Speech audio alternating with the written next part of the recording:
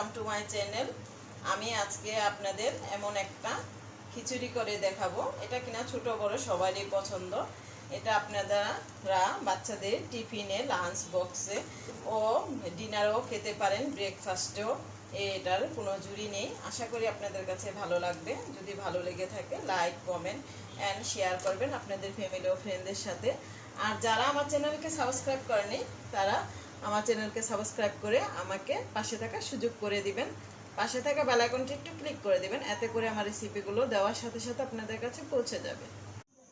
এখানে আমি 2 কাপ চাল নিয়েছি, 1 কাপ মুগ ডাল, 1 কাপ মুসুরি ডাল নিয়েছি আর 4টা ডিম নিয়েছি। এগুলা দিয়ে আমি একটা খিচুড়ি রান্না করব, যা কিনা খেতে খুবই ভালো লাগে। আমি ডিম 4টা ভেঙে সামান্য লবণ মরিচ দিয়ে একটু ফেটে নেব। আমি এখানে 4টা ডিম নিয়েছি আর এখানে সামান্য মরিচ ও সামান্য লবণ দিয়ে এটা একটু আগে থেকে ফেটে নিব।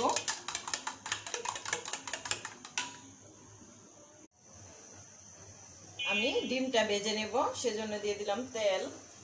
তেলটা একটু গরম হয়ে আসলে তারপর ডিমটা দিয়ে দেব। তেলটা গরম হয়ে এসেছে, এখন আমি ডিমটা দিয়ে ভেঙে দেব।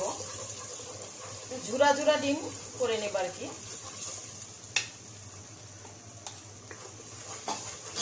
যাতে পুরোপুরি ঝুরা হয়ে যায় ডিমটা।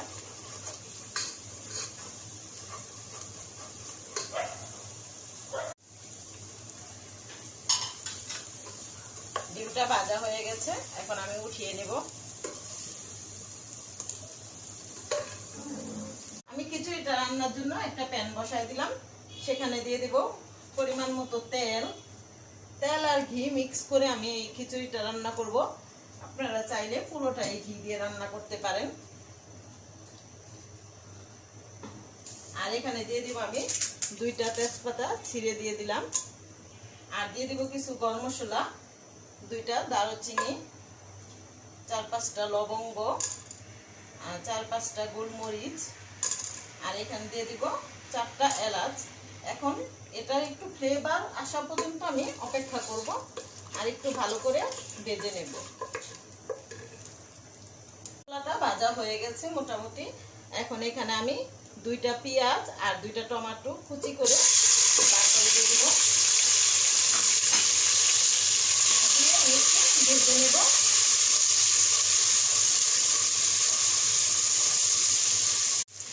এখানে আমি 1.5 কাপের মতো আলু একদম কিউব করে তারপরে কেটে নিয়েছি, একটু ছোট সাইজ করে নিয়েছি। আলু আর পেঁয়াজ দিয়ে এটা একটু ভালো করে এখানে ভেজে নেব। আপনারা পছন্দ না করলে আলুটা স্কিপ করতে পারেন, তবে আলুটা দিলে এই খিচুড়ির স্বাদটা আর একটু ভালো আসে আমার কাছে মনে হয়। আলু, পেঁয়াজ, টমেটো প্রায় ভাজা হয়ে গেছে। এখন এখানে আমি দিয়ে দিব 3 টেবিল চামচ না, 3-4 চামচ আদা রসুন পেস্ট। এখন আদা রসুনের কাঁচা গন্ধটা চলে যাওয়া পর্যন্ত আমি একটু ভেজে নেব।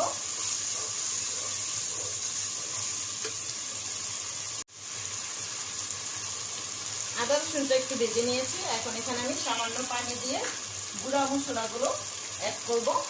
এখানে গুঁড়া মশলা আছে 1 টিস্পুন আছে ধনের গুঁড়া, 1 টিস্পুন মরিচ, 1/2 টিস্পুন হলুদ, 1 টিস্পুন জিরা আর স্বাদ অনুযায়ী আছে লবণ। পুরোটাই আমি দিয়ে দেব, দিয়ে মশলাটা ভালো করে কষিয়ে নেব।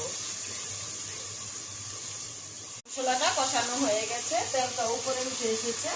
এই পর্যায়ে আমি দিব চাল আর ডাল যে ধুয়ে রেখেছিলাম সেগুলো দিয়ে দেব, দিয়ে আমি একটু ভালো করে এটা কষিয়ে নেব।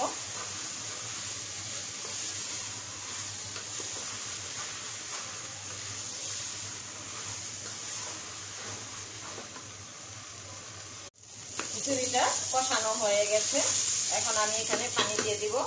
যেহেতু আমি চাল ডাল মিলে 3 কাপ নিয়েছিলাম, তার ডবল পানি দিয়ে দিব। ডবল থেকে 1 কাপ বেশি দিব। আমি এটা একদম ঝরঝরাও না আবার পাতলাও না, মিডিয়াম একটু নরম নরম খিচুড়ি হবে, সে অনুযায়ী আমি পানিটা অ্যাড করব। এখন খিচুড়ি পানিটা বলক ওঠা পর্যন্ত আমি অপেক্ষা করব, আর এখনো ঢাকবো না, বলক উঠলে তারপরে ডেকে দিব। আমার খিচুড়ি পানিটা বলক এসে গেছে দেখেন। এখন আমি এখানে দিয়ে দিব 4-5টা কাঁচামরিচ আস্ত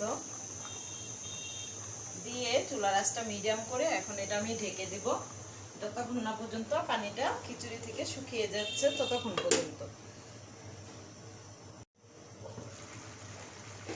দেখেন খিচুড়িতে প্রায় পানিটা শুকিয়ে নিয়েছে, আমার চালটাও প্রায় ফুটে এসেছে। এখন আমি এটা দমে রেখে দেব। তার আগে ডিম এর যে ঝুড়িটা আছে সেটা দিয়ে দেব। এভাবে করে ডিম দিয়ে খিচুড়িটা রান্না করলে খেতে খুবই ভালো লাগে, তবে যত ডিম দিবেন ততই খিচুড়িটা খেতে মজা হবে। যাদের হাতে সময় নেই বা বাচ্চাদের টিফিনে লাঞ্চ বক্সে এই ধরনের খিচুড়ি দিলে খেতে খুবই ভালো লাগে।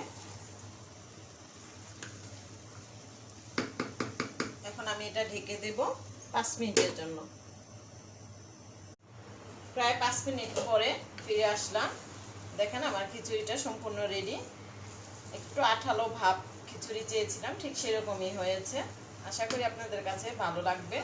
যদি ভালো লেগে থাকে লাইক, কমেন্ট এন্ড শেয়ার করবেন আপনাদের ফ্যামিলি ও ফ্রেন্ডদের সাথে। আর আমার চ্যানেলকে সাবস্ক্রাইব করে আমাকে পাশে থাকার সুযোগ করে দিবেন। পাশে থাকা বেল আইকনটা একটু ক্লিক করে দিবেন, এতে করে আমার রেসিপিগুলো দেওয়ার সাথে সাথে আপনাদের কাছে পৌঁছে যাবে। আমি এবারের মতো বিদায় নেব, আবার দেখা হবে অন্য কোনো রেসিপির সাথে। সে পর্যন্ত সবাই ভালো থাকবেন, সুস্থ থাকবেন।